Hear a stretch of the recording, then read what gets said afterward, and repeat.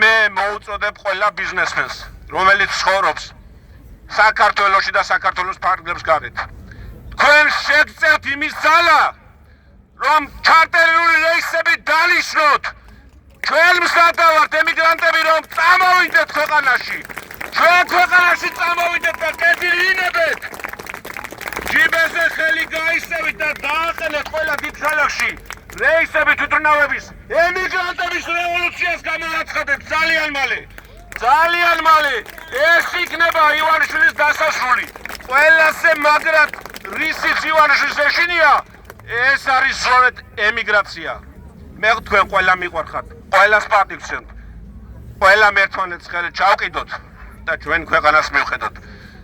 დიდი მადლობა ევროპას, დიდი მადლობა ცივილურ სამყაროს, მაგრამ ჩემი ევროპა და ჩემი ცივილური სამყარო არის ჩემს ქვეყანაში, ჩემს საქართველოში.